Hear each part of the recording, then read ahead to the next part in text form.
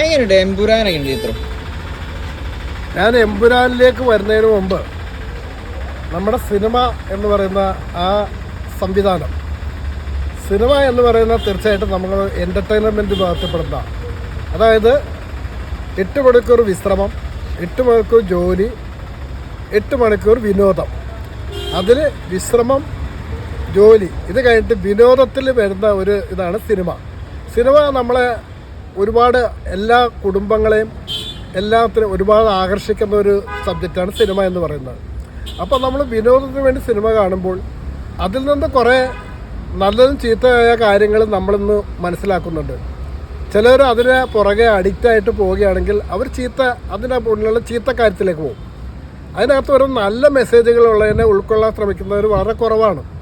ചീത്തയെ മാത്രമാണ് അവർ അഡോപ്റ്റ് ചെയ്യാൻ ശ്രമിക്കുന്നത്. ഇപ്പോൾ നമ്മൾ ഈ എമ്പുരാനിലേക്ക് വരികയാണെങ്കിൽ, എമ്പുരാൻ എന്ന പടം ഞാനത് ഇറങ്ങുന്നതിന് മുമ്പ് ഒരുപാട് പ്രശ്നങ്ങളൊക്കെ ഉണ്ടായൊരു പടമാണ്. അത് ലൈക്ക പ്രൊഡക്ഷൻസ് എടുക്കുന്നു, പടം ഷൂട്ട് ചെയ്യുന്നു, തിരിച്ച് തിയേറ്ററിൽ വരാൻ നേരത്തെ അതായത് ഗോകുലം ചേട്ടൻ എടുക്കുന്നു. അങ്ങനെ ഈ പടം തിയേറ്ററിലേക്ക് വരുന്നു. കൈമാറ്റങ്ങൾ അതെ. അപ്പോൾ ആൻ്റണി പെരുമ്പാവൂരിൻ്റെ നമുക്കറിയാം ആശീർവാദ് പിക്ചേഴ്സിൻ്റെ മെയിൻ ആൾ ആൻ്റണി പെരുമ്പാവൂരാവും നമുക്ക് എല്ലാവർക്കും അറിയാം. അത് എങ്ങനെയാണെന്ന് നമുക്കറിയാം. അപ്പം അതിലേക്ക് ഞാൻ കൂടുതലായിട്ട് പോകുന്നില്ല. അപ്പോൾ ഇങ്ങനെ വരുമ്പോൾ പൃഥ്വിരാജ് സുകുമാരൻ എന്ന സംവിധായകനിലേക്ക് വരികയാണെങ്കിൽ നമുക്കറിയാം പൃഥ്വിരാജ് ഒരു നല്ല നടനാണ് തെളിയിച്ച ആളാണ്. അതിനൊറ്റ ഉദാഹരണം മാത്രം മതി, ആടുജീവിതം. അത്തരമൊരു വേഷം ഇനി പൃഥ്വിരാജിന് ചിലപ്പോൾ ഇനി ചെയ്യാൻ പറ്റിയെന്ന് വരില്ല. പൃഥ്വിരാജിനൊക്കെ അപ്പുറത്തേക്കും ആയിരിക്കും ചെയ്യാൻ സാധിക്കുമെന്ന് തോന്നണില്ല. ഇല്ല, ആ ഒരു വേഷം ഇനി ചെയ്യാനായിട്ട് ഇന്ത്യൻ സിനിമയിലും ലോക സിനിമയിലും ആരുമില്ല എന്ന് വിശ്വസിക്കുന്ന ഒരാളാണ് ഞാൻ.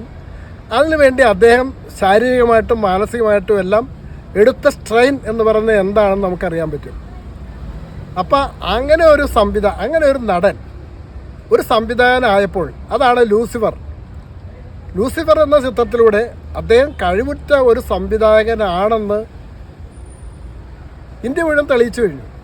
ഇന്ത്യ മുഴുവൻ, ലോകത്തിലേക്ക് ഞാൻ പോകുന്നില്ല, ഇന്ത്യ മുഴുവൻ ലൂസിഫർ എന്ന പടത്തിലൂടെ പൃഥ്വിരാജ് സുകുമാരൻ എന്ന നടൻ ഒരു സംവിധായകനാണെന്ന് തെളിയിച്ചു.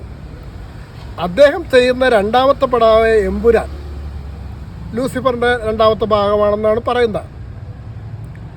അങ്ങനെ നമുക്ക് വിശ്വസിക്കാം. പടം ഞാൻ കണ്ടു. എനിക്ക് ഈ പൃഥ്വിരാജ് സുകുമാരൻ്റെ സംവിധാന ശൈലി ഒന്ന് പഠിക്കുമെന്ന് വലിയ ആഗ്രഹമുണ്ടായി. അദ്ദേഹം എന്താണ് സംവിധാനത്തിലൂടെ ചെയ്യുന്നതെന്ന്. അപ്പോൾ ഇതിനകത്തൊക്കെ പോകാനായിട്ട്, അവിടെ ലൊക്കേഷനിൽ എത്താനായിട്ട് ഒരു മാർഗമില്ല. ഞാൻ എന്ത് ചെയ്തു, ഒരു ജൂനിയർ ആർട്ടിസ്റ്റായിട്ട് പോയിട്ട് DD വില്ലയിൽ 2 ദിവസത്തെ ഷൂട്ടിൽ ഞാൻ പങ്കെടുത്തു. അതിലൂടെ എനിക്ക് മനസ്സിലായി പൃഥ്വിരാജ് സുകുമാരൻ നമ്മൾ ഉദ്ദേശിക്കുന്ന ആളല്ല. അദ്ദേഹത്തിന് സംവിധാനം എന്ന് പറഞ്ഞാൽ അദ്ദേഹത്തിന് ഒരുപാട് ചിന്തകൾ,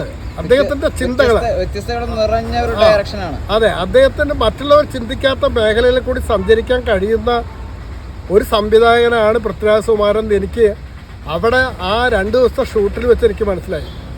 അതുവരെ പൃഥ്വിരാജോട് തോന്നിയിരുന്ന കുറച്ച് ദേഷ്യം ഉണ്ടായിരുന്നു എനിക്കും. പക്ഷെ അതെല്ലാം മാറിയിട്ട് അദ്ദേഹത്തോട് വലിയ ആരാധന തോന്നിയ ഒരാളാണ് ഞാൻ.